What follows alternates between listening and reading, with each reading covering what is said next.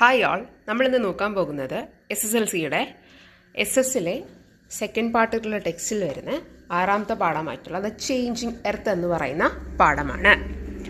So earth movements എന്ന് പറഞ്ഞാൽ എന്താണ് എന്നാണ്. Earth movements are movements that cause changes on the earth surface.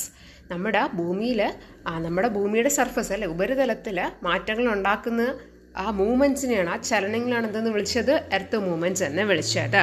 These movements shape landforms like mountains, plains, volcanoes and valleys. ഈ movements കാരണമാണ് എന്തുണ്ടായിരിക്കുന്നത്, നമ്മൾ ഈ കാണുന്ന മലയും കുന്നും വോൾക്കാനോസും വേലീസൊക്കെ എന്ത് ചെയ്തിരിക്കുന്നത്, ഉണ്ടായിരിക്കുന്നത്.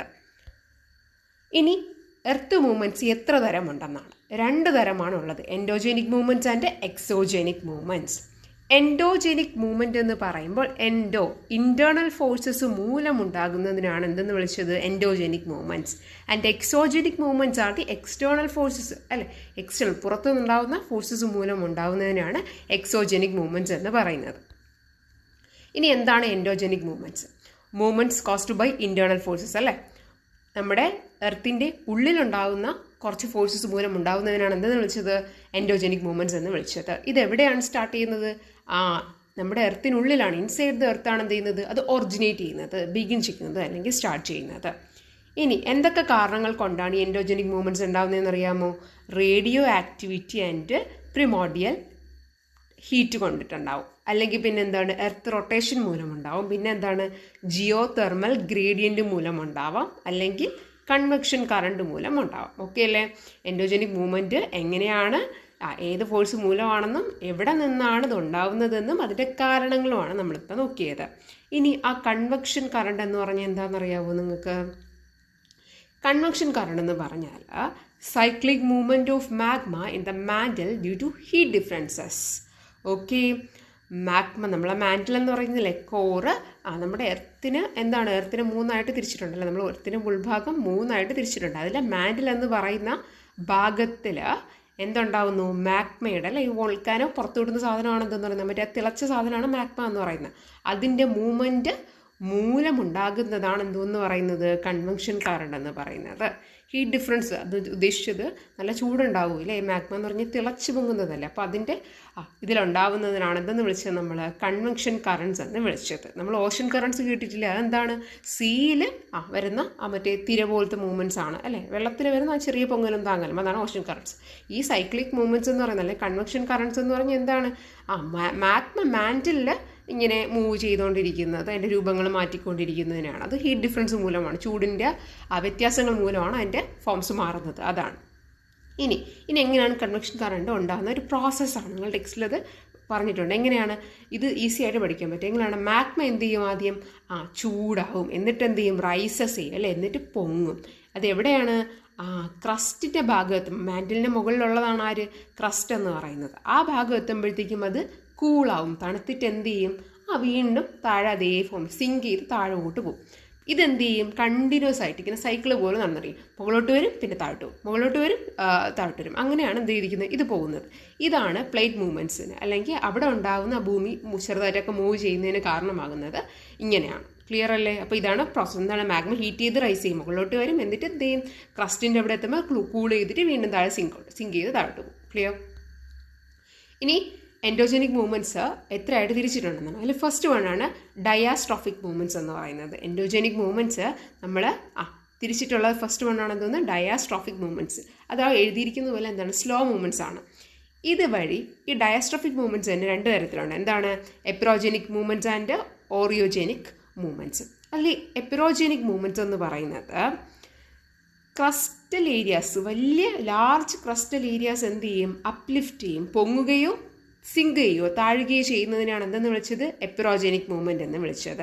ഇവിടെ മിനിമൽ ഡീഫോർമേഷൻ എന്ന് വെച്ചാൽ കുറച്ച് വ്യത്യാസം മാത്രമേ എന്ത് ചെയ്യുള്ളൂ, ഡീഫോർമേറ്റ് ചെയ്യിച്ച് ഒരു മാറ്റം അതുണ്ടാവുകയുള്ളൂ. ഓക്കെ, ഈ 2 പോയിന്റ്സ്. ഇനി എന്താണ് ഓറിയോജെനിക് മൂവ്മെൻറ്റ്സ് എന്നാണ്. മൗണ്ടെയിൻ ബിൽഡ് ചെയ്യാൻ നിങ്ങളോട് ചോദിക്കും, ഏത് എൻഡോജെനിക് മൂവ്മെൻ്റ് ആണ് മൗണ്ടെയിൻ ബിൽഡിങ് അല്ലേ, മലകൾ ഉണ്ടാക്കുന്നത് ഏതാണെന്ന് ചോദിച്ചാൽ എന്തെന്ന് പറയും, ഓറിയോജെനിക് മൂവ്മെൻറ്റ്സ് ആണ്. എൻഡോജെനിക് മൂവ്മെൻറ്റിൽ ഏതാണെന്ന് വെച്ചാൽ എന്ന് പറയണം, ഓറിയോജെനിക് മൂവ്മെൻ്റ് ആണ്. മൗണ്ടെയിൻ ബിൽഡിങ്, പിന്നെ എന്താണ്, സിവിയർ ആയിട്ടുള്ള ഡീഫോർമേഷൻ എന്ന് വെച്ചാൽ ഒരു അപ്പാടെ തന്നെ എന്ത് ചെയ്യും, ഈ ഒരു എൻഡോജെനിക് മൂവ്മെൻറ്റ് വന്നു കഴിഞ്ഞാൽ നമ്മൾ ഇരിക്കുന്ന സാധനം എന്ത് ചെയ്യും, വേറെ രീതി പെട്ടെന്ന് തന്നെ എന്ത് ചെയ്യും, മാറിയിരിക്കും. ഓക്കെ, ഭയങ്കര ചേഞ്ച് ആയിരിക്കും ഉണ്ടാകും. അതാണ് സിവിയർ ഡീഫോർമേഷൻ എന്ന് പറഞ്ഞത്. പിന്നെന്താണ് ഈ നമ്മുടെ ഹിമാലയാസ് ഒക്കെ എന്ന് പറയുന്നത് ഒരു ഫോൾഡ് മൗണ്ടൻസ് ആണ്. ഈ മടക്ക് പർവ്വതം എന്ന് കേട്ടിട്ടില്ലേ, അതാണ്. അതിൻ്റെ ഫോർമേഷന് കാരണമാകുന്നത് ആരാണ്? ഈ ഓറിയോജനിക് മൂവ്മെൻറ്റ്സ് ആണ്. ഓക്കെ, ഡയസ്ട്രോഫിക് മൂവ്മെൻറ്റിൽ ഉള്ള ഓറിയോജനിക് മൂവ്മെൻ്റ് ആണ് എന്തിന് കാരണം? ഫോൾഡ് മൗണ്ടെയിൻസൊക്കെ ഉണ്ടാവാനായിട്ടുള്ള ഒരു പ്രധാന കാരണം. ഇനി നമുക്ക് അടുത്ത രണ്ടാമത്തത് നോക്കാം അല്ലേ. എൻഡോജനിക് മൂവ്മെൻറ്റിൻ്റെ രണ്ടാമത്തത് നോക്കാം. എന്താണ്? സഡൻ മൂവ്മെൻറ്റ്സ്, പെട്ടെന്നുണ്ടാകുന്ന മൂവ്മെൻറ്റ്സ്. ഓക്കെ, മറ്റേത് ഡയസ്ട്രോഫിക്കും, അടുത്തതാണ് സഡൻ മൂവ്മെൻറ്റ്സ്. മറ്റേ സ്ലോ ആണെന്ന് പറഞ്ഞാൽ ഇതെന്താണ്? Sudden movements. അത് എങ്ങനെയൊക്കെയാണ് ഉണ്ടാകുന്നത്? വോൾക്കാനിസവും എർത്ത്ക്വേക്സും മൂലമാണ് എന്ത് ചെയ്യുന്നത്, ഇതുണ്ടാകുന്നത്. ക്ലിയർ? ഇനി എന്താണ് വോൾക്കാനിസം? മാഗ്മ ഫോം ചെയ്യുന്നതും അത് ഇറപ്റ്റ് ചെയ്യുന്നതും അല്ലെങ്കിൽ പൊട്ടുന്നതുമായിട്ട് ബന്ധപ്പെട്ടുള്ള എല്ലാ പ്രോസസ്സുകളെയും എല്ലാ പ്രക്രിയകളെയും എന്തെന്ന് വിളിച്ചത് നമ്മൾ? വോൾക്കാനിസം എന്ന് വിളിച്ചത്. Volcanism, not volcano, volcanism. Okay, all processes related to magma formation and eruption is called volcanism. ഇനി ഇവിടെ എന്താ ചെയ്യുന്നത്? ഈ മാഗ്മ എന്ന് പറയുന്ന സാധനമല്ലേ. എന്താണ് ഈ മാഗ്മ എന്ന് പറയുന്നത്? എന്താണ് നിങ്ങളുടെ എക്സാമിന് മാഗ്മ എന്ന് വെച്ചാൽ നിങ്ങൾ എന്താ എഴുതുക? യെസ്, മാൻഡിലിൽ വരുന്ന ആ മോൾട്ടൺ റോക്കിനെയാണ് എന്തെന്ന് വിളിച്ചത് നമ്മൾ? മാഗ്മ എന്ന് വിളിച്ചത്. Okay, molten rock in mantle is called what? Magma. ഇനി എന്താണ് ലാവ? നമ്മൾ ഈ തിളച്ച് പൊങ്ങിയ സാധനം എന്ന് പറയത്തില്ലേ, അത് ഭൂമിയുടെ മുകളിലോട്ട് വരില്ലേ, ആ മാഗ്മ റീച്ചിങ് സർഫസ് അല്ലേ, ആ മാഗ്മ എന്ത് ചെയ്യും? തിളച്ച് പൊങ്ങി മുകളിലോട്ട് വരുമ്പോഴാണ് എന്താവുന്നത്? ലാവ ആവുന്നത്. ഓക്കെ, എന്താവുന്നത്? ലാവ ആണ്. ഇനി എന്താണ് വോൾക്കാനോ എന്ന് പറയുന്നത്? ലിതോസ്ഫിയർ. ലിതോസ്ഫിയർ മീൻസ് നമ്മളെ ഭൂമിയുടെ ഉപരിതലത്തിലുള്ളൊരു പാളി, അല്ലെ ഭൂമിയുടെ തന്നെ ഒരു മുകളിൽ കാണുന്ന ആ പാളിയാണ് എന്തെന്ന് വിളിച്ചത്? ലിതോസ്ഫിയർ എന്ന് വിളിച്ചത്. അവിടെ ഉണ്ടാകുന്ന ഒരു ഓപ്പണിംഗ് ഉണ്ട്, ഒരു തുറന്ന ഭാഗം എന്ന് വെച്ചാൽ നമ്മൾ ഈ വോൾക്കാന പുറത്ത് തിളച്ചു പൊങ്ങി പുറത്ത് വരില്ലേ മലയുടെ മുകൾ ഭാഗം, ആ ഒരു ഫുൾ സ്ട്രക്ചറിനാണ് എന്തെന്ന് വിളിച്ചത്? വോൾക്കാനോ എന്ന് വിളിച്ചത്. ഇനി വോൾക്കാനോയുടെ സ്ട്രക്ചർ എന്തുവാണ്? എന്തൊക്കെ വോൾക്കാനോയിലുണ്ട് ഇല്ലേ? നമ്മളെ സയൻസ് എക്സ്പെരിമെൻറ്റിനൊക്കെ കുട്ടികൾ എന്ത് ചെയ്യുന്നുണ്ട്? വോൾക്കാനോയുടെ സ്ട്രക്ചറെ കൊണ്ടുവന്നിട്ട് ഇങ്ങനെ പതപ്പിച്ചൊക്കെ പൊക്കത്തില്ലേ, അത് തന്നെ. ഈ ഒരു സ്ട്രക്ചറിൽ എന്തൊക്കെയാണുള്ളത്? ആ ഒരു വോൾക്കാനയിലുള്ളത് മാഗ്മ ചാമ്പർ ഉണ്ട് അല്ലേ, മാഗ്മ ചാമ്പർ, ഈ മാഗ്മ സൂക്ഷിച്ചിരിക്കുന്ന സ്ഥലം. പിന്നെ എന്തൊരു ക്രേറ്റർ ഉണ്ട്, വെൻ്റ് ഉണ്ട്, ലാവ ഫ്ലോ ഉണ്ട്. ഓക്കെ, പിന്നെ എന്തൊക്കെ പുറത്ത് വരുന്നുണ്ട്? ആഷ് ക്ലൗഡ്, സിൽ ആൻഡ് ലാക്കോലിത്താണ് പുറത്ത് വരുന്ന സാധനങ്ങൾ. ക്ലിയർ? നെക്സ്റ്റ് വണ്ണാണ് നമ്മുടെ ഈ വോൾക്കാനോസിൻ്റെ ഡിസ്ട്രിബ്യൂഷൻ അല്ല, അതിൻ്റെ വിതരണം എന്നാണ് പറയുന്നത്. ഇതെന്ന് പറഞ്ഞാൽ ഈ വോൾക്കാനോസ് പൊതുവെ എവിടെയാണ് കാണുന്നത്? പ്ലേറ്റ് മാർജിനിലാണ്. പ്ലേറ്റിൻ്റെ ഒരു മാർജിൻ എന്ന് വെച്ചാൽ നമ്മളെ ഈ പാളികളില്ലേ, ഭൂമിയിലെ പാളികളുണ്ടാവില്ല, അതിൻ്റെ മാർജിൻ ഒരു തുമ്പുകളിലാണ് ഇത് നോർമലി കാണുന്നത്. വോൾക്കാനോസ് കാണുന്നത്. പ്രധാനമായിട്ട് മേജർ സോൺ ആരാണ്? പെസിഫിക് റിംഗ് ഓഫ് ഫയർ ആണ് ഇവിടുത്തെ മേജർ സോൺ എന്ന് പറയുന്നത്. അങ്ങനെ പഠിച്ചു വെച്ചാൽ മതി. മേജർ സോൺ ഏതാണ്? പെസിഫിക് റിംഗ് ഓഫ് ഫയർ ആണ്. ആ റൈറ്റ് ആരോ എന്ന് കടത്തിരിക്കുന്നതൊന്നുമില്ല, ജസ്റ്റ് ഒരു ആരോ ഇടാനായിട്ട് പറഞ്ഞിരിക്കുക. മേജർ സോൺ എന്ന് പറഞ്ഞാൽ എന്താണ്? Pacific ring of fire. ഇനി ഇത് നോർമലി എവിടെയാണ് ഈ വോൾക്കാനോസ് കാണപ്പെടുന്നത്? ലാൻഡിലും കാണപ്പെടുന്നുണ്ട്, ഓഷ്യൻ ഫ്ലോറിലും അല്ലേ, വെള്ളത്തിൻ്റെ അടിയിൽ വോൾക്കാനോസ് നമ്മൾ പഠിച്ചിട്ടുണ്ടാവില്ല, അതും കാണപ്പെടുന്നു. ഓക്കെ, ലാൻഡിലും ഓഷ്യൻ ഫ്ലോറിലും കാണപ്പെടുന്നുണ്ടോ? ഇനി വോൾക്കാനോസും human life. Okay, how volcanoes depend on the human life or how volcanoes is useful for our human lifes. Okay, അതിൽ ഗുണങ്ങളും ഉണ്ട് ദോഷങ്ങളും ഉണ്ട്. നിങ്ങളുടെ നെഗറ്റീവായിട്ടുള്ള കാര്യങ്ങൾ എങ്ങനെയാണ് നമ്മളെ നെഗറ്റീവായിട്ട് അഫക്റ്റ് ചെയ്യുന്നത് വെച്ചാൽ ഈ ഫസ്റ്റ് പോയിന്റ്സ് എഴുതുക. പോസിറ്റീവായിട്ട് എങ്ങനെയൊക്കെ നമുക്ക് ഗുണങ്ങൾ ഉണ്ടാക്കുന്ന വോൾക്കാനോ എന്ന് വെച്ചാൽ അടുത്ത് എഴുതാം. നെഗറ്റീവ് ഇമ്പാക്ട്സ് എന്തൊക്കെയാണ്? യെസ് അല്ലേ, വോൾക്കാനോസ് ഉണ്ടാകുമ്പോൾ എന്ത് ചെയ്യും? ഇപ്പം അതിൻ്റെ അടുത്ത് വീടുകളും താമസിക്കുന്ന ആൾക്കാർക്കൊക്കെ പെട്ടെന്നാണ് പൊട്ടുന്നെങ്കിൽ എന്ത് ചെയ്യും? ജീവനൊക്കെ നഷ്ടപ്പെടാം, അല്ലെങ്കിൽ വല്ല കിളികളോ മൃഗങ്ങളോ ഒക്കെ എന്ത് ചെയ്യാം? അതിൽ നഷ്ടപ്പെടാം. പിന്നെ പ്രോപ്പർട്ടി അല്ലേ, വസ്തുക്കളൊക്കെ എന്ത് ചെയ്യാം? അതും ഇല്ലാണ്ടാവും, വീടുകളും ഒക്കെ ഇല്ലാണ്ടാവും. പിന്നെ എന്താണ്? ഡിസ്ട്രക്ഷൻ ഓഫ് സെറ്റിൽമെൻറ്റ്സ് അല്ലേ, ആൾക്കാർ താമസിക്കുന്ന വാസസ്ഥലം എന്തായി പോവും? തകരാറിലാവും. പിന്നെ എന്താണ്? എക്കണോമിക് ഡിസ്ട്രപ്ഷൻ അല്ലേ, അതിപ്പോൾ നമ്മൾ എന്തൊരു പ്രശ്നവും അല്ലെങ്കിൽ ഒരു കൂട്ടം ആൾക്കാർക്കിടയിൽ എന്തൊരു വലിയൊരു പ്രശ്നവും അല്ലേ, അത് നമ്മളെ സാമ്പത്തികമായി ബാധിക്കുന്ന ഒന്നായിരിക്കും അല്ലേ. ഇപ്പോൾ പറഞ്ഞ കണക്ക് നമ്മളുടെ കൊറോണയൊക്കെ എന്ത് ചെയ്തിട്ടുണ്ട്? എല്ലാവരെയും ബാധിച്ചിട്ടുള്ള ഒരു കാരണമാണ്. അപ്പോൾ ഇതുപോലെ തന്നെ എന്താണ്? വോൾക്കാനോസും എന്ത് ചെയ്ത് നാച്ചുറലി ഉണ്ടാകുന്നതാണ്, ബട്ട് സ്റ്റിൽ എന്താണ്? നമ്മുടെ ഒക്കെ ലൈഫിനെ എന്ത് ചെയ്യുന്നുണ്ട്? ബാധിക്കുന്ന ഒരു കാരണം അല്ലേ, എക്കണോമിക് ഡിസ്ട്രപ്ഷൻ അല്ലേ, സാമ്പത്തികമായിട്ടുള്ള ബുദ്ധിമുട്ടുകൾ ഉണ്ടാക്കും. പിന്നെ എന്താണ്? ഈ ഒരു വോൾക്കാനോസും ഹ്യൂമൻ ലൈഫും ഒരു അപകടം ഉണ്ടാക്കിയതിനൊരു എക്സാമ്പിൾ ചോദിക്കുകയാണെങ്കിൽ എന്ത് പറയും? ക്രാക്കോട്ട ആ ഒരു സ്ഥലത്ത് ഉണ്ടായതാണ്, 1883 ഉണ്ടായത് എക്സാമ്പിളായിട്ട് പറയാം. ഇനി ഈ വോൾക്കാനോസ് കൊണ്ട് ഗുണങ്ങളുണ്ടെന്ന് നിങ്ങൾക്ക് അറിയാവോ? ആ ഗുണങ്ങൾ എന്തൊക്കെയാണ്? യെസ്, അഗ്രികൾച്ചറിന് ആയിട്ടുള്ള ഫെർട്ടൈൽ ആയിട്ടുള്ള സോയിൽ ആര് പ്രൊവൈഡ് ചെയ്യും? നമ്മുടെ ഈ ഇത് പുറത്തുനിന്ന് നല്ല ഓറഞ്ചൊക്കെ വരുമ്പോഴത്തേക്കും ഇറ്റ്സ് നല്ല നല്ല മിനറൽസും കാര്യങ്ങളൊക്കെ ഉള്ള ഇതായിരിക്കില്ലേ. അപ്പോൾ അതെന്ത് ചെയ്യും? അഗ്രികൾച്ചറിന് നല്ല ഗുണമാണ്. പിന്നെ എന്താണ്? റിച്ച് മിനറൽ റിസോഴ്സസ് ആണ്. ഇഷ്ടംപോലെ തന്നെ മിനറൽസ് ഇല്ലേ ഇതിൽ. അതാണ് റിച്ച് ആണ് കൂടുതൽ. പിന്നെ എന്താണ്? ജിയോ തെർമൽ എനർജി ഉണ്ടാവുന്നുണ്ട്. ജിയോ തെർമൽ എനർജി ഉണ്ടാവുന്നുണ്ട്. പിന്നെ എന്താണ്? ടൂറിസത്തിന് ഇങ്ങനെയുള്ള സ്ഥലങ്ങളിൽ ആൾക്കാർ കൂടുതലല്ലേ, ആൾക്കാർ ടൂറിനൊക്കെ പോകുന്നതല്ലേ. അപ്പോൾ അതിനും ഒരു സ്കോപ്പ് നൽകുന്നതാണ്. ക്ലിയർ? നെക്സ്റ്റ് ഇനി എന്താണ് എർത്ത് ക്വേക്സ്? എന്താണ് എർത്ത് ക്വേക്സ്? നമുക്കറിയാം അല്ലേ. പെട്ടെന്നുണ്ടാവുന്ന എനർജി എന്ത് ചെയ്യും? പെട്ടെന്ന് തന്നെ പുറത്ത് വിടും. ഇവിടെ നമ്മളെ ഭൂമിയുടെ ആ ഒരു ഭാഗത്ത് ആ പിക്ചർ കണ്ടോ? ഫോക്കസ്, എപ്പിസെൻറ്റർ, വേവ് ഫ്രണ്ട്സ്, ഫോൾട്ട് എന്നൊക്കെ പറഞ്ഞിട്ട് ഈ പെട്ടെന്ന് ഈ ഫോക്കസ് എന്ന് പറയുന്ന സ്ഥലത്താണ് എന്ത് ചെയ്യുന്നത്? എർത്ത് കേക്ക് ഉണ്ടാവുന്നത്. ഈ ഫോക്കസ് എന്ന് പറയുന്ന സ്ഥലത്താണ് എന്ത് ചെയ്യുന്നത് മക്കളെ? എർത്ത് കേക്ക് ഉണ്ടാവുന്നത്. ഇതെന്ത് ചെയ്യുന്നത്? ഇതുപോലെ ഇങ്ങനെ റൗണ്ടായിട്ട് എന്ത് ചെയ്ത് എല്ലാ ഭാഗത്തോട്ടും എത്തും. എല്ലാ ഭാഗത്തോട്ടും ഈ പെട്ടെന്നുണ്ടാകുന്ന ഫോക്സിന് ഇങ്ങനെ പെട്ടെന്നൊരു ഇടിമുഴക്കം കണക്ക് എന്ത് ചെയ്യും? ഒരു സാധനം ഉണ്ടാവും. അതെന്ത് ചെയ്യും? ഇങ്ങനെ റൗണ്ട് പോലെ പടർന്ന് എന്ത് ചെയ്യും? പുറത്ത് വരെ എത്തും. അതാണ് എർത്ത് കേക്ക് എന്ന് പറഞ്ഞാൽ. ആ ഒരു കുലുക്കമാണ് നമ്മൾ എന്ത് ചെയ്യുന്നത്? ഈ എർത്ത് കേക്ക്സ് വരുമ്പോൾ അനുഭവപ്പെടുന്നത്. എന്താണ്? സഡൻ റിലീസ് ഓഫ് എനർജി അല്ലേ. പെട്ടെന്ന് എനർജി പുറത്ത് വിടുന്നു. എങ്ങനെ? പ്ലേറ്റ് മൂവ്മെൻറ്റ്സ് ഇല്ലേ. ഇത് എന്ത് ചെയ്യും? നമുക്ക് അറിയുന്നത് ഭൂമി കുലുങ്ങുമ്പോഴത്തേക്കാണ് ആ പ്ലേറ്റ് മൂവ് ചെയ്യുമ്പോഴാണ്. അങ്ങനെയാണ് എന്ത് ചെയ്യുന്നത്? എർത്ത് കേക്ക്സ് ഉണ്ടാകുന്നത്. ഓക്കെ, ക്ലിയർ അല്ലേ? ഇനി എന്തൊക്കെ കാരണം കൊണ്ടാണ് എർത്ത് കേക്ക്സ് ഉണ്ടാകുന്നതെന്ന് അറിയാമോ?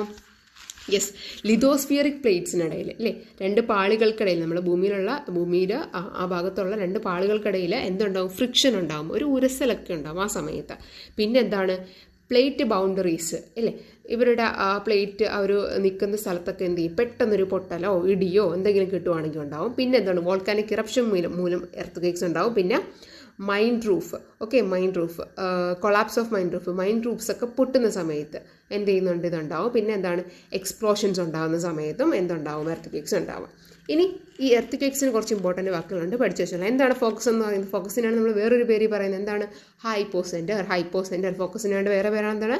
ഹൈപ്പോസെൻറ്റർ. ഫോക്കസ് നിങ്ങളെ കാണുന്നില്ല നടുക്കത്തെ പോയിന്റ്.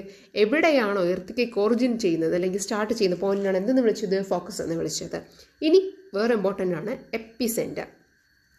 ഈ ഫോക്കസിൽ നിന്ന് എന്ത് ചെയ്യും? ഇങ്ങനെ എന്ത് ചെയ്യും? ആ എനർജി ഇങ്ങനെ റിലീസ് ചെയ്ത് പോകില്ലേ, സർക്കിൾ പോലെ. എന്നിട്ട് നമ്മളെ ഭൂമിയിൽ ആദ്യം എന്ന് വെച്ചാൽ ഈ ഫോക്കസിന് കറക്റ്റ് പെർപെൻഡിക്കുലർ ആയിട്ട് കുത്തനെയായിട്ട് ഭൂമിയുടെ മുകളിൽ ഏത് സ്ഥലത്താണോ ഈ എർത്ത് ക്വേക്ക് കൂടുതലായിട്ട് എത്തുന്നതെന്ന് പറയാൻ പറ്റില്ല. എന്താണ്?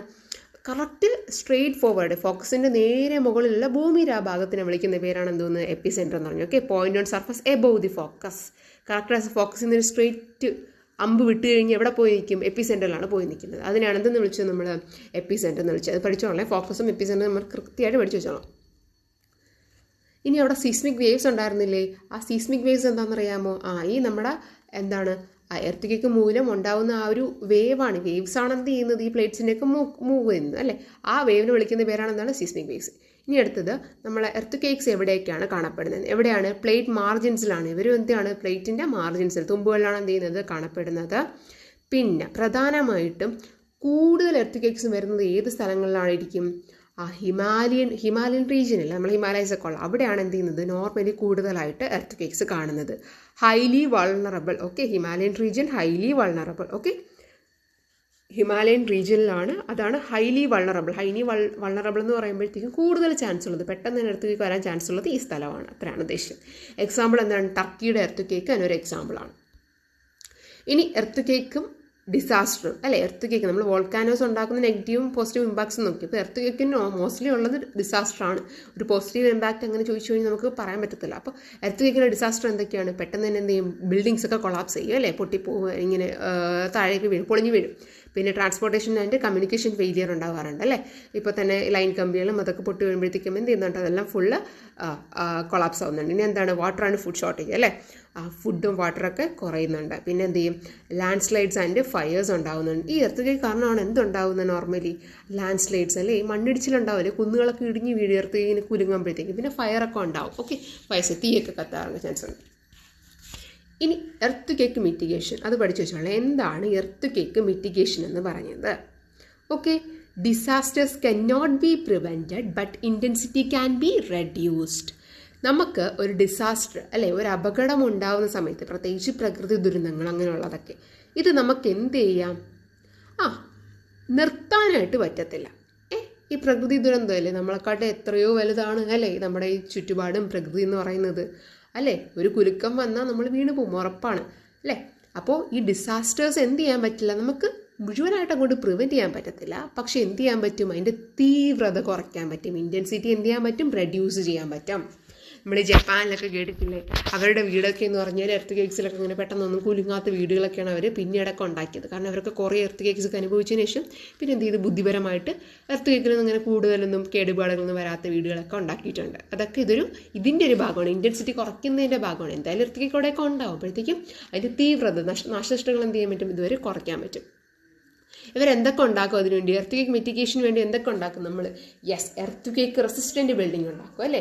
ഈ പറഞ്ഞ കണക്ക് എന്താണ്, എർത്ത് കേക്ക് വന്നാലും അഫക്റ്റ് ചെയ്യാത്ത രീതിയിലുള്ള ബിൽഡിങ്സ് ഉണ്ടാക്കും. പിന്നെ ആൾക്കാർക്ക് പബ്ലിക് അവയർനെസ് കൊടുക്കും, എർത്ത് കേക്ക് വരുമ്പോൾ നിങ്ങൾ ഇങ്ങനെയൊക്കെ ചെയ്യണം, അതൊന്നും ചെയ്യാൻ പാടില്ല എന്നൊക്കെ പറയും. പിന്നെ എന്താണ്, എമർജൻസി കിറ്റ്സുകളൊക്കെ, ഇപ്പം ഫസ്റ്റ് എയ്ഡ് പോലുള്ള മെഡിസിൻസും അതിനുള്ള ആവശ്യമുള്ള കാര്യം കൊടുക്കും. പിന്നെ പറയുന്നത് preparedness before, during and after earth cake ഒക്കെ എന്ത് ചെയ്യും, അവർക്ക് ഒരു പ്രിപ്പറേഷൻ കൊടുക്കും. ഈ പറഞ്ഞ കണക്ക് മുമ്പ് എങ്ങനെയാണ് എർത്ത് കേക്ക് വരുന്നത്, ഇങ്ങനെ ഒരു സൗണ്ട് കേൾക്കുമ്പോഴാണ്, അല്ലെങ്കിൽ ഇങ്ങനെ കാര്യങ്ങളൊക്കെ ഉണ്ടാകുമ്പോഴാണ്. പിന്നെ ആ സമയത്ത് നിങ്ങൾ പാനിക്കുന്ന അവൽ ഇത്രയും കാര്യങ്ങളൊക്കെ ചെയ്യണം. പിന്നെ അതിന് ശേഷം നിങ്ങൾ എന്തൊക്കെ എർത്ത് കേക്കിന് വേണ്ടി ചെയ്യണം എന്നുള്ളതാണ് എന്ത് ചെയ്യുന്നത്, എർത്ത് കേക്ക് മിറ്റിഗേഷനിലൂടെ നിങ്ങൾക്ക് പറഞ്ഞു തരുന്നത്. നെക്സ്റ്റ് എന്ന് പറയുന്നത് എന്താണ്, സുനാമി എന്ന് പറയുമ്പോഴത്തേക്കും ജെയിൻ്റ് ആയിട്ടുള്ള സീ വേവ്സ് ആണ്, വലിയ പൊക്കത്തിലൊക്കെ വരുന്ന സീ വേവ്സ് ആണെന്ന് പറയുന്നത് സുനാമി എന്ന് പറയുന്നത്. അത് എന്ത് ചെയ്യും, നമ്മളെ ഓഷൻ ഫ്ലോറിനെ, അല്ലെങ്കിൽ നമ്മളെയും ബാധിക്കും, ആരെയാണ്, ഓഷൻ ഫ്ലോറിനെ അല്ലേ, ആ കടലിലെ ആ ഭാഗത്തെയും ഫുള്ളായിട്ട് ഡിസ്റ്റർബ് ചെയ്യുന്നതിനാണ് എന്തെന്ന് വിളിച്ചത്, നമ്മൾ സുനാമി എന്ന് വിളിച്ചത്. സുനാമി ഉണ്ടാകുന്നതിൻ്റെ കാരണങ്ങൾ എന്തൊക്കെയാണ്, കോസസ് എന്തൊക്കെയാണ്, അണ്ടർസീ എർത്ത് കേക്ക് അല്ലേ, ഭൂമിയുടെ അടിയിൽ ഉണ്ടാകുന്ന എർത്ത് കേക്ക്സ് ഒരു കാരണമാണ്. പിന്നെ ഭൂമിയുടെ അടിയിൽ തന്നെ നോർമലി ഉണ്ടാകുന്ന വോൾക്കാനിക് ഇറപ്ഷൻസ്, ചിലപ്പോൾ നമ്മൾ ഭൂമിയുടെ ഉപരിതലത്തിൽ ഉണ്ടാകുന്നതും കാരണങ്ങളുണ്ട്, ഭൂമിയുടെ അടിയിലുള്ളത് ഉറപ്പായിട്ട് കാണും. പിന്നെ എന്താണ്, meteor impact. Okay, meteor impact, ഉൽക്കകൾ വന്ന് വീഴുമ്പോഴത്തേക്കും, ഓക്കെ അതാണ് മെറ്റിയോർ ഇമ്പാക്റ്റ്. ഓക്കെ, ആകാശത്ത് നിന്നൊക്കെ വരുന്ന ഉൽക്കകൾ വീഴുന്നതും എന്താണ് ഇതിനൊരു കാരണമാണ്. ഇനി സുനാമിയുടെ ഇമ്പാക്ട്സും നമുക്ക് എന്തൊക്കെ സേഫ്റ്റി മെഷേഴ്സ് എടുക്കാം. ഇമ്പാക്റ്റ് എന്തൊക്കെയാണ്, കോസ്റ്റൽ ഡിസ്ട്രക്ഷൻ അല്ലേ, എന്ന് പറഞ്ഞാൽ തീരപ്രദേശത്തുള്ള ആൾക്കാർക്കൊക്കെ എന്ത് ചെയ്യും, കാരണം അത്രയ്ക്ക് അടിച്ചു കയറുവാണല്ലോ ഈ തിരയെന്ന് പറയുന്നത്, അത്രയും വലിയ തിരയായിരിക്കും വരുന്നത്. അപ്പോൾ എന്ത് ചെയ്യും, അവിടെയുള്ള വാസസ്ഥലവും ആൾക്കാരും വീടുകളൊക്കെ നശിക്കും. അത് പിന്നെ എന്താണ്, നാശനഷ്ടം, പിന്നെ എന്താണ് നമ്മുടെ ഹ്യൂജ് ലോസ് ഓഫ് ലൈഫ് അല്ലേ, ജീവനുകൾ എന്ത് ചെയ്യും, നഷ്ടപ്പെടും. പിന്നെ എക്സാമ്പിളാണ് പറഞ്ഞത് എന്താണ്, ഇന്ത്യൻ ഓഷൻ സുനാമി. നമുക്ക് 2004 നമ്മളെ ഇന്ത്യൻ കടൽ തീരത്ത് സുനാമി ഉണ്ടായിട്ടുള്ളത് വലിയൊരു അപകടമായിരുന്നു. ഓക്കെ, അടുത്ത ഇനി നമുക്ക് എന്തൊക്കെ സേഫ്റ്റി മെഷേഴ്സ് എടുക്കാം, എങ്ങനെയൊക്കെ നമുക്ക് ഇതിനെ തരണം ചെയ്യാം എന്നുള്ളതാണ്. എന്ത് ചെയ്യാം നമുക്ക്, യെസ്, നമുക്ക് പ്രധാനമായിട്ട് ചെയ്യാൻ പറ്റുന്ന എന്താണ്, ഇതിന് കുറച്ച് കാര്യങ്ങളൊക്കെ ചെയ്യാം. വാണിംഗ് കൊടുക്കാൻ പറ്റുക. പിന്നെ എന്തൊക്കെ ചെയ്യാം, വെറുതെ എന്ത് ചെയ്യുക, നമ്മൾ കൂടുതൽ ഇങ്ങനൊരു ഇതൊക്കെ വരുന്നതിനൊരു ചെറിയ ചെറിയ സൂചനയൊക്കെ നമുക്ക് തരും. എന്താണ്, കൂടുതലായിട്ട് നമ്മുടെ ഉൾവലിയേയും എന്താണ് കോസ്റ്റൽ ഏരിയാസ് ഉണ്ടല്ലോ, കുറച്ചുകൂടി ഉൾവലിഞ്ഞ് എന്ത് ചെയ്ത് ഉള്ളിലോട്ടൊക്കെ പോകും. എന്നിട്ട് പിന്നീടാണ് വലിയ തിരയായിട്ടൊക്കെ വന്നിരിക്കുക. അപ്പോൾ അതൊക്കെ ഒന്ന് എന്ത് ചെയ്യുക, മനസ്സിലാക്കാനുള്ള ഒരു അതിനുള്ള സിറ്റുവേഷൻസൊക്കെ ഉണ്ടാക്കി വെക്കുക. പിന്നെ എന്താണ്, കുറച്ചുകൂടെ പൊങ്ങിയ സ്ഥലത്തോട്ട് എന്ത് ചെയ്യുക, താമസിക്കുക. Okay, move to higher ground. പിന്നെ എന്താണ്, ഫ്ലോട്ടിംഗ് ആയിട്ടുള്ള ഒബ്ജക്ട്സ്. ഇപ്പോൾ നമ്മൾ പെട്ടെന്ന് ഒരു ഇത് വന്നു കഴിഞ്ഞാൽ എന്ത് ചെയ്യുക, കൂടുതലും ഫ്ലോട്ടിംഗ് ആയിട്ടുള്ള ഒബ്ജക്ട്സ് എന്ന് വെച്ചാൽ ഇങ്ങനെ പൊങ്ങി കിടക്കുന്നത്, അപ്പോൾ നമുക്ക് അതിലേക്ക് പിടിച്ച് നിൽക്കാമല്ലോ, അങ്ങനെയുള്ളതൊക്കെ എടുക്കുക. ഇനി എന്താണ് exogenic movements. Exogenic movements already പറഞ്ഞു കഴിഞ്ഞാൽ എന്താണ്, എക്സ്റ്റേണൽ ഫോഴ്സ് മൂലം എർത്ത് സർഫസിൽ ഉണ്ടാകുന്ന മാറ്റങ്ങളാണ് എന്തെന്ന് വിളിച്ചത്, എക്സോജനിക് മൂവ്മെൻറ്റ്സ് എന്ന് വിളിച്ചത്. ഈ ഡ്രൈവിംഗ് ഫോഴ്സ് എന്ന് പറഞ്ഞാൽ ഇത് ഉണ്ടാവാനുള്ള കാരണങ്ങൾ എന്തൊക്കെയാണ്, എന്താണ്, ഗ്രാവിറ്റി മൂലം ഉണ്ടാവാം, ചരിവ് മൂലം, സ്റ്റോപ്പ് മൂലം ഉണ്ടാവും, പിന്നെ ടെമ്പറേച്ചർ ചേഞ്ച് മൂലം ഉണ്ടാവാം, പിന്നെ water, wind, glaciers and waves. ഇത്തരം കാര്യങ്ങൾ കൊണ്ടാണ് എന്തുണ്ടാകുന്നത്, എക്സോജനിക് മൂവ്മെൻറ്റ്സ് ഉണ്ടാകുന്നത്. പിന്നെ ടൈപ്സ് ഓഫ് എക്സോജനിക് മൂവ്മെൻറ്റ്സ്, അതിൽ ഫസ്റ്റ് വണ്ണാണ് വെതറിങ്, സെക്കൻഡ് വണ്ണാണ് എന്തോന്ന്, erosion, transportation and deposition, third വണ്ണാണ് mass wasting. Okay, exogenic movements 3 തരമാണുള്ളത്, വെതറിങ്, അടുത്തത് ഇറോഷൻ, ട്രാൻസ്പോർട്ടേഷൻ, ഡിപ്പോസിഷൻ. ഓക്കെ, അടുത്തത് എന്താണ്, മാസ് വേസ്റ്റിംഗ്. ഇനി എന്താണ് വെതറിങ് എന്ന് നോക്കാം. ഇതിൽ നമുക്ക് വെതറിങ്ങിൽ പ്രധാനമായിട്ട് 3 ആയിട്ട് തിരിച്ചിട്ടുണ്ട്. ഓക്കെ, ഫസ്റ്റ് ഫിസിക്കൽ വെതറിങ്, അല്ലെങ്കിൽ അതിനെ പറയുന്ന പേരാണ് എന്തോന്ന്, മെക്കാനിക്കൽ വെതറിങ്. ഫിസിക്കൽ വെതറിങ് എന്ന് പറയുന്നത് ഈ റോക്സ് എന്ത് ചെയ്യുന്നുണ്ട്, സ്മോളർ പീസസ് ആയിട്ട് ബ്രേക്ക് ചെയ്യുന്നുണ്ട്. എങ്ങനെയാണ് ബ്രേക്ക് ചെയ്യുന്നത്, കെമിക്കൽ ചേഞ്ച് ഉണ്ടാകുന്നത്. റോക്സിലൊരു കെമിക്കൽ ചേഞ്ച് ഉണ്ടാകുമ്പോഴത്തേക്കും അവർ എന്ത് ചെയ്യുന്നുണ്ട്, റോക്സ് ചെറിയ ചെറിയ പീസുകളായിട്ട്, വലിയ പാറയായിരിക്കും, ചെറിയ ചെറിയ പീസുകളായിട്ട് എന്ത് ചെയ്യുന്നുണ്ട്, മുറിയുന്നുണ്ട്. ഇനി ഇതെങ്ങനെയാണ് ഉണ്ടാകുന്നത്, ടെമ്പറേച്ചർ ചേഞ്ച് മൂലമായിരിക്കില്ലേ പ്രധാനമായിട്ട് ഉണ്ടാകുന്നത്, ഹീറ്റിങ്ങും, പെട്ടെന്ന് തണുക്കും, പെട്ടെന്ന് അല്ലെങ്കിൽ എന്തെങ്കിലുമൊക്കെ കാരണം കൊണ്ട് ചൂടാവുകയോ തണുക്കുകയൊക്കെ ചെയ്യുമ്പോഴാണ് ഇതുണ്ടാകുന്നത്. പിന്നെന്താണ്, ചില സമയത്ത് expansion and contraction of rock minerals, ഇതിങ്ങനെ ചില സമയത്ത് വലുതാവുകയും ചില സമയത്തൊക്കെ ചുരുങ്ങിയൊക്കെ പോയിട്ടൊക്കെ പൊട്ടുകയൊക്കെ ചെയ്യാറുണ്ട്. പിന്നെ ഈ തണുത്ത വെള്ളത്തിലൊക്കെ ഇരിക്കുന്ന സമയത്ത് എന്ത് ചെയ്യുന്നുണ്ട്, ക്രാക്സ് ഒക്കെ വീഴാറുണ്ട്. Okay, freezing of water and rock cracks എന്ന് വെച്ചാൽ ഇപ്പോൾ എന്ത് ചെയ്തു, ഒരു ചൂട് സമയമായപ്പോഴത്തേക്കും കുറേ വെള്ളം എന്ത് ചെയ്ത് ആ കല്ലിൻ്റെ ഇടയിൽ കൂടെയൊക്കെ കയറി. അപ്പോഴത്തേക്കും തണുത്ത സമയമായപ്പോഴത്തേക്കും അല്ലെങ്കിൽ വിൻ്റർ സീസൺ ആയപ്പോഴത്തേക്കും അത് അവിടെ ഇരുന്ന് ഉറഞ്ഞു കഴിഞ്ഞാൽ എന്ത് ചെയ്യും, കുറേ കൂടെ നമ്മൾ ഇങ്ങനെയൊക്കെ വലിഞ്ഞൊക്കെ പൊട്ടും. അതാണ് ഇവിടെ ഉദ്ദേശിച്ചത്. Okay, freezing of water and rock cracks. ഇനി ഇവിടെ വന്ന പോയിന്റ് എന്ന് പറഞ്ഞാൽ അവർ ഇത് കൃത്യമായിട്ട് പഠിച്ചോളാം. എന്താണ് water and cracks freezes. Okay, എന്താണ് water and cracks freezes. Okay,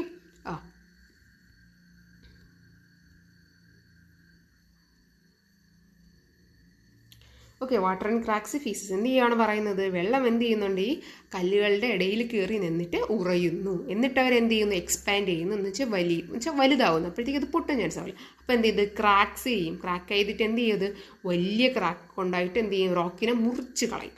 okay, വെള്ളം എന്ത് ചെയ്യും, കല്ലിൻ്റെ ഇടയിൽ പെട്ടിട്ട് അവിടെ നിന്ന് ഉറയുന്നു. എന്നിട്ട് എന്ത് ചെയ്ത് പൊട്ടുന്നു. അങ്ങനെ എന്ത് ചെയ്യും, റോക്ക് രണ്ടായിട്ട് തിരിക്കുന്നു. നമ്മളിത് നോർമലി കാണുന്നത് എവിടെയാണ്, എക്സ്ട്രീം ടെമ്പറേച്ചർ വേരിയേഷൻ ഉള്ളിടത്താണ് അല്ലേ.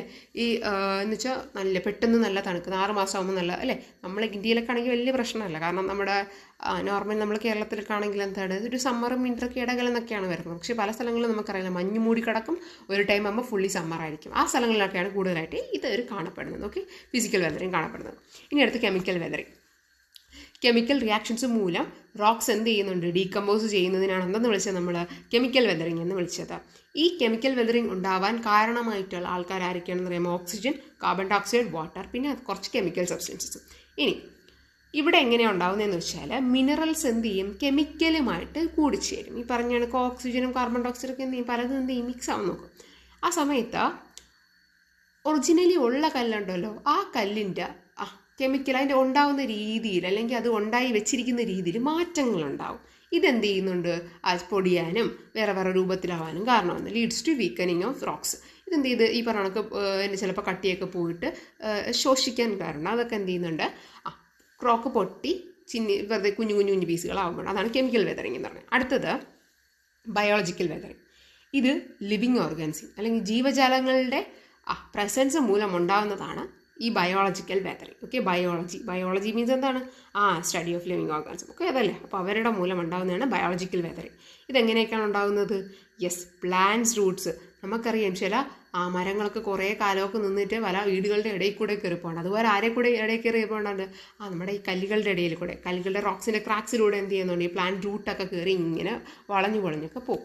പിന്നെ അനിമൽസ് എന്ത് ചെയ്യാറുണ്ട്, ഈ കൂടൊക്കെ വെക്കാറില്ലേ, കല്ലുകളുടെ ഇടയിലൊക്കെ കൂട് വെക്കാറില്ലേ, അത്. പിന്നെന്താണ്, decay of plant and animal remains. പിന്നെ കുറേ വേസ്റ്റുകളൊക്കെ ഇങ്ങനെ കിടന്ന് കുറേ വർഷം ചീഞ്ഞ് അതിലൊക്കെ അലിഞ്ഞ് ചേരുമ്പോഴത്തേക്കൊക്കെ എന്ത് ചെയ്യുന്നുണ്ട്, ബയോളജിക്കൽ വെതറിങ് ഉണ്ടാകുന്നുണ്ട്, അല്ലെങ്കിൽ കുറേ രൂപമാറ്റം സംഭവിക്കാറുണ്ട് ഈ റോക്സിനൊക്കെ. ഇനി അടുത്തെന്ന് പറയുന്നത് നമ്മൾ ഓർഗാനിക് ആസിഡ്സ് ചെയ്ത് ഡീകമ്പോസിഷൻ. ഈ ഓർഗാനിക് ആസിഡ്സ് എന്ന് പറഞ്ഞാൽ ഈ പറഞ്ഞ കണക്ക് ജീവികളൊക്കെ എന്ത് ചെയ്യും, ചേഞ്ച് ഇരുന്നിട്ട് എന്ത് ചെയ്യും, അവർ പല രൂപത്തിലായി മാറും അല്ലേ. അപ്പോൾ ഒരുമാതിരി കുറേ ആസിഡ്സ് രൂപത്തിലും കുറേ ഇച്ചിരി വീര്യം കൂടിയ സാധനങ്ങളൊക്കെ ആയിട്ട് മാറും. അത് എന്ത് ചെയ്യുന്നുണ്ട്, ഇതിൻ്റെ ഡീകമ്പോസിഷന് കാരണമാകുന്നു. അതാണ് ബയോളജിക്കൽ വെതറിങ് എന്ന് പറയുന്നത്. ഇനി ഈ വെതറിങ് കൊണ്ട് എന്തെങ്കിലും ഗുണങ്ങളുണ്ടോ എന്നാണ്. ഗുണങ്ങളുണ്ട്. എന്തെല്ലാം ഗുണങ്ങളുള്ളത്, സോയിൽ ഫോർമേഷൻ അല്ലേ, മണ്ണുണ്ടാവുന്ന എന്താണ്, ഈ കല്ലുകൾ പൊടിഞ്ഞാണ്. പിന്നെ എന്താണ്, മിനറൽ എൻറിച്ച്മെൻറ്റ് അല്ലേ, നല്ല രീതിയിലുള്ള മിനറൽസ് ഉണ്ടാകും അല്ലേ. നമ്മൾ ഓൾറെഡി പറഞ്ഞു കഴിഞ്ഞു, കുറേ വേസ്റ്റും അതുപോലുള്ള കുറേ കാര്യങ്ങൾ, അപ്പോൾ എൻറിച്ച്മെൻറ്റ് ഉണ്ടാകും. പിന്നെ എന്താണ്, ഈസിയർ മൈനിങ് ആണ്. പെട്ടെന്ന് തന്നെ നമുക്ക് എന്ത് ചെയ്യാൻ പറ്റും, ആവശ്യമുള്ളതൊക്കെ എടുക്കാൻ പറ്റും. ഈസിയർ മൈനിങ് ആണ്. പെട്ടെന്ന് തന്നെ ഇപ്പം മിനറൽസ് ഒക്കെ ഉണ്ടെങ്കിൽ വി ക്യാൻ പെട്ടെന്ന് തന്നെ കളക്ട് ചെയ്തെടുക്കാൻ പറ്റും. ഇനി ബി ആണ്, ഇറോഷനും ട്രാൻസ്പോർട്ടേഷനും ഡിപ്പോസിഷനുമാണ്. ഇത് മൂന്നും എങ്ങനെയാണ് ഉണ്ടാകുന്നത്, വെള്ളം ഒഴുകുന്ന സമയത്തോ അല്ലെങ്കിൽ കാറ്റ് വീശുന്ന സമയത്തോ ഉണ്ടാകുന്നതാണ് എന്തോന്ന്, ഇറോഷൻ, ട്രാൻസ്പോർട്ടേഷൻ ആൻഡ് ഡിപ്പോസിഷൻ. അല്ലെങ്കിൽ ഗ്ലേഷ്യേഴ്സും വേവ്സ് ഒക്കെ വഴി ഉണ്ടാകുന്നു. Okay, running of water, wind, glaciers or waves മൂലമാണ് എന്ത് ചെയ്യുന്നത്, ഇറോഷനും ട്രാൻസ്പോർട്ടേഷൻ ഡിപ്പോസിഷനും ഉണ്ടാകുന്നത്. ഇതെന്തുണ്ടാക്കുമെന്നാണ് പറയുന്നത്, ഡിപ്പോസിഷൻ ലാൻഡ് ഫോംസ് അല്ലേ. ഒരിടത്ത് നിന്ന് വേറൊരിടത്ത് കൊണ്ടുപോയിട്ട് ഒരു ഭൂരൂപങ്ങളൊക്കെ ഉണ്ടാക്കിയെടുക്കും. ഓക്കെ, കുറേ സാധനങ്ങൾ ഇതൊക്കെ വഴി കൊണ്ടുപോയിട്ട് എന്ത് ചെയ്യും, കുറേ ലാൻഡ് ഫോംസ്, പല ഭൂരൂപങ്ങൾ ഉണ്ടാക്കുന്നതാണ് ഇവർ ചെയ്യുന്നത്. അടുത്തത് സി, മാസ് വേസ്റ്റിംഗ്. എന്താണ് മാസ് വേസ്റ്റിംഗ് എന്ന് പറഞ്ഞാൽ, down slope movement of materials due to gravity മൂലം എന്ത് ചെയ്യുന്നുണ്ട്, ഭൂമിയുടെ ഗുരുത്വാകർഷണം മൂലം പല ചരിവുകളും ഇടിഞ്ഞ് താഴോട്ട് വീഴുന്നതിനാണ് നമ്മൾ എന്തെന്ന് വിളിച്ചത്, ഡൗൺ സ്ലോപ്പ്. ഓക്കെ, ചരിവുകളിൽ നിന്ന് വീഴുന്നതിനാണ് എന്തെന്ന് വിളിച്ചത്, മാസ് വേസ്റ്റിംഗ് എന്ന് വിളിച്ചത്. നോർമലി അതിന് എക്സാമ്പിൾസ് എന്തൊക്കെയാണ്, ലാൻഡ് സ്ലൈഡ്സ് അല്ലേ, മണ്ണിടിച്ചിൽ, റോക്ക് ഫാൾസ്, റോക്കുകൾ വീഴുന്നത്. പിന്നെ ഡെബ്രിസ് ഫ്ലോ, ഈ പറഞ്ഞ കണക്ക് എന്താണ് വേസ്റ്റുകളൊക്കെ ഒരിടത്തു നിന്ന് വേറെ ഇടത്തേക്ക് കൊണ്ടുപോകുന്നത്, ഡെബ്രിസ് ഫ്ലോ. പിന്നെ ലാൻഡ് സബ്സിഡൻസ് ആണ് ഉണ്ടാകുന്നത് വെച്ചാൽ ലാൻഡ് എന്ത് ചെയ്യുന്നുണ്ട്, ഒരിടത്തു നിന്ന് പോയി വേറെ ഇടത്തേക്ക് എന്ത് ചെയ്യാൻ ഡിപ്പോസിറ്റ് ആവുകയാണ് ചെയ്യുന്നത്, അതാണ് ഉദ്ദേശിച്ചത്. ഓക്കെ, നെക്സ്റ്റ് ഇനി എന്താണ് ഉരുൾപൊട്ടൽ? ഉരുൾപൊട്ടലിനാണ് നമ്മൾ എന്തെന്ന് പറയുന്നത്, ഡെബ്രിസ് ഫ്ലോ എന്ന് പറയുന്നത്. ഉരുൾപൊട്ടലിനാണ് എന്തെന്ന് പറയുന്നത്, ഡെബ്രിസ് ഫ്ലോ എന്ന് പറയുന്നത്. ഓക്കെ, കേരളത്തിൽ അങ്ങനെയാണ് പറയുന്നത്. ഇനി എന്താണ് ഉരുൾപൊട്ടൽ എന്ന് പറഞ്ഞാൽ, സോയിലും റോക്കും വാട്ടറൊക്കെ എന്ത് ചെയ്യും, ചരിവുകളിൽ നിന്ന് പെട്ടെന്ന് തന്നെ ഇടിഞ്ഞ് താഴോട്ട് വരുന്നതിനാണ് എന്തെന്ന് വിളിച്ചത് നമ്മൾ ഉരുൾപൊട്ടൽ എന്ന്. നമ്മൾ ഈ ഇടയ്ക്ക് കണ്ടതേ ഉള്ളൂ അല്ലേ ഉരുൾപൊട്ടൽ. അപ്പോൾ അതാണ് sudden movement of soil, rock and water down slopes. ഇനി ഇതിൻ്റെ കാരണങ്ങളും പ്രധാനമായിട്ട് നമ്മൾ ഈ ഉരുൾപൊട്ടലൊക്കെ കാണുന്നത് ഏത് സ്ഥലങ്ങളിൽ നിന്നാണ്?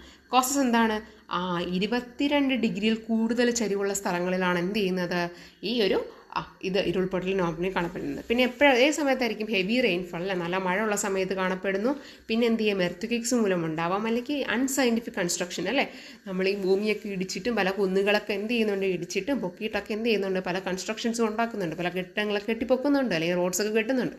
ഇതൊക്കെ എന്ത് ചെയ്യുന്നുണ്ട്, ഒരു കാരണമാണ്. പിന്നെന്താണ് കോറിങ് ആൻഡ് മൈനിങ് അല്ലേ, കോറി അല്ലേ, കല്ലുകളൊക്കെ ഇടിക്കുന്നതും പല സ്ഥലങ്ങളും അങ്ങനെ മൈനൊക്കെ ചെയ്തെടുക്കുന്നത് എന്താണ്, ഉരുൾപൊട്ടലും കാരണമാകും. സാധാരണയായിട്ട് കോമൺ ഏരിയ എവിടെയാണ് കാണപ്പെടുന്നത്, വെസ്റ്റേൺ ഗഡ്സിലും ഹിമാലയൻ റീജിയൻസിലാണ് എന്ത് ചെയ്യുന്നത്, ഉരുൾപൊട്ടൽ സാധാരണയായിട്ട് കാണപ്പെടുന്നത്. ഇനി ഡിസാസ്റ്റർ മാനേജ്മെൻറ്റ് ഇൻ കേരള അല്ലേ, ഒരു അപകടം ഉണ്ടായിക്കഴിഞ്ഞാൽ എങ്ങനെയൊക്കെയാണ് നമ്മളത് മാനേജ് ചെയ്യുന്നത്, പ്രത്യേകത്ത് നമ്മളെ കേരളത്തിലുള്ളത് എന്തൊക്കെയാണെന്നാണ്. Okay, disaster management in Kerala എങ്ങനെയാണെന്നാണ്. എന്തുണ്ട്, ഒരു സിസ്റ്റം ഉണ്ട് അല്ലേ, കവചം സിസ്റ്റം എന്ന് പറയുന്നത്, അത് പഠിച്ചു വെച്ചോളാം. കവചം സിസ്റ്റം എന്ന് പറയുന്ന ഒരു സിസ്റ്റമുണ്ട് എവിടെ, നമ്മളെ കേരളത്തിൽ. ഓക്കെ, ഡിസാസ്റ്റർ ഇത് പെട്ടെന്നൊരു അപകടമൊക്കെ ഉണ്ടായിക്കഴിഞ്ഞാൽ ഇമ്മീഡിയറ്റ് മെഷേഴ്സൊക്കെ പെട്ടെന്ന് തന്നെ കാര്യങ്ങളൊക്കെ ചെയ്യാൻ വേണ്ടിയിട്ട് എന്തുണ്ട്, കവചം സിസ്റ്റമുണ്ട്. അത് എന്തൊക്കെ കാര്യങ്ങൾ ചെയ്തു കൊടുക്കും, ഏർലി വാർണിംഗ് സിസ്റ്റം അല്ലേ, ഇപ്പോൾ പെട്ടെന്ന് തന്നെ എവിടെയെങ്കിലും ഒരു ചെറിയ അപകടം നടന്നു കഴിഞ്ഞാൽ അടുത്തുള്ള സ്ഥലങ്ങളിലൊക്കെ എന്ത് ചെയ്യും, വാർണിംഗ് സൈൻസ് അല്ലേ, നിങ്ങളൊക്കെ ഒഴിഞ്ഞു പോകണം, അല്ലെങ്കിൽ ഒരു അപകടം ഉണ്ടായിരിക്കുവാണ്, അല്ലെങ്കിൽ നിങ്ങൾ പ്രിക്കോഷൻസ് എടുക്കണം, മാറണം എന്നൊക്കെ പറഞ്ഞിട്ട് എന്ത് ചെയ്യും, ഇത് കൊടുക്കും. പിന്നെ എന്താണ് SMS അലേർട്ട്സ് അല്ലേ, ഫോണുകളിലൊക്കെ എന്ത് ചെയ്യും, ആ ഏരിയയിലുള്ള ആൾക്കാർക്കെല്ലാം മെസ്സേജസ് പോകും. പിന്നെ എന്ത് ചെയ്യും, സൈറൻസ് അല്ലേ, വലിയ സൈറൻസ് വിടും, അപകടമാണ് എന്നറിയിക്കാൻ വേണ്ടി വലിയ സൗണ്ടിൽ സൈറൻസ് വിടും. പിന്നെ എന്താണ്, സോഷ്യൽ മീഡിയ അപ്ഡേറ്റ്സ്, സോഷ്യൽ മീഡിയയിൽ കൂടെയൊക്കെ എന്ത് ചെയ്യും, അവർ അപ്ഡേറ്റ് ചെയ്യും. ഇനി എന്താണ് സസ്റ്റൈനബിൾ ഡെവലപ്മെൻറ്റ്, സുസ്ഥിര വികസനം എന്നാൽ എന്ത് എന്നാണ്. Okay, disasters increases due to human natural conflict അല്ലേ. നമുക്കറിയാം എങ്ങനെയാണ് ഡിസാസ്റ്റേഴ്സ് ഉണ്ടാകുന്നത്, അപകടങ്ങൾ ഉണ്ടാകുന്നത് എങ്ങനെയാണ്, മനുഷ്യനല്ലെങ്കിൽ പ്രകൃതി തന്നെ ഉണ്ടാക്കുന്ന കുറേ കാര്യങ്ങളും കൂടി അല്ലേ. ഇവിടെ പറഞ്ഞത് ഹ്യൂമൻ നാച്ചുറും കൂടെ കോൺഫ്ലിക്റ്റ് ചെയ്യുമ്പോഴാണ് ഒരു തർക്കം അല്ലെങ്കിൽ അടി നടക്കുന്ന സമയത്താണ് ഡിസാസ്റ്റേഴ്സ് കൂടുതൽ ഉണ്ടാകുന്നത് എന്നാണ് ഇവിടെ പറയുന്നത്. ഇത്രയേ ഉള്ളൂ. എന്താണ്, നമ്മൾ ഭൂമി എന്ത് ചെയ്യുന്നുണ്ട്, ഹ്യൂമൻസ് തന്നെ കുറേ ഇല്ലാണ്ടാക്കുന്നില്ല, അതവിടെ ഉദ്ദേശിച്ചത്. പിന്നെ ഇതൊക്കെ എന്ത് ചെയ്യണം, നമ്മൾ ബാലൻസ് ചെയ്യണം അല്ലേ, ബാലൻസ് ചെയ്ത് ഡെവലപ്പ് ചെയ്തെടുക്കണം. ഇപ്പോൾ ഒരു മല അല്ലെങ്കിൽ എന്ത് ചെയ്ത് ഫുള്ളായിട്ട് അങ്ങ് ഇടിച്ചെടുക്കരുത്, ചെറിയ രീതിയിൽ എന്ത് ചെയ്യുക, ചെറിയ മാറ്റങ്ങളൊക്കെ വരുത്താൻ നാച്ചുറലായിട്ട് അതങ്ങ് മെയിൻറ്റെയിൻ ചെയ്തിട്ട് എന്ത് ചെയ്യുക, കെട്ടിടങ്ങളൊക്കെ പണിയാനായിട്ട് ശ്രമിക്കുക. പിന്നെ protect present and future generation, നമ്മൾ ഇന്നത്തെ കാലത്ത് ജീവിക്കുന്നത് പോലെ ഭാവിക്കും ജീവിക്കേണ്ട ലോകത്ത്. അപ്പോഴത്തേക്ക് എന്താണ്, പ്രൊട്ടക്റ്റ് പ്രസൻറ്റ് ആൻഡ് ഫ്യൂച്ചർ, അതാണ് സസ്റ്റൈനബിൾ ഡെവലപ്മെൻറ്റ്. അപ്പോൾ എന്താണ് സസ്റ്റൈനബിൾ ഡെവലപ്മെൻറ്റ് എന്ന് വെച്ചാൽ എന്തെന്ന് പറയും നിങ്ങൾ, ഒരു ബാലൻസ്ഡ് ആയിട്ടുള്ള ഡെവലപ്മെൻറ്റ് കൊണ്ടുവരാൻ വേണ്ടിയിട്ടും ഇപ്പോഴത്തെ ജനറേഷനെയും ഭാവി ജനറേഷനെയും പ്രൊട്ടക്റ്റ് ചെയ്യുന്നത് എന്ന കർത്തവ്യത്തിന് വേണ്ടി കൊണ്ടുവന്ന ഒരു കാര്യമാണെന്ന് പറയുന്നത് സസ്റ്റൈനബിൾ ഡെവലപ്മെൻറ്റ്, സുസ്ഥിര വികസനം എന്ന് പറയുന്ന ഒരു ഐഡിയ എന്ന് പറയുന്നത്. ക്ലിയർ അല്ലേ? ഇനി പോർഷനിൽ എന്തെങ്കിലും ഡൗട്ട് ഉണ്ടെങ്കിൽ കമൻറ്റ് ഇടുക. നോട്ട്സ് വേണമെങ്കിൽ നിങ്ങൾ കമൻറ്റ് ഇട്ടാൽ മതി, ഞാൻ PDF നോട്ട്സ് ഷെയർ ചെയ്തേക്കാം. Okay, thank you.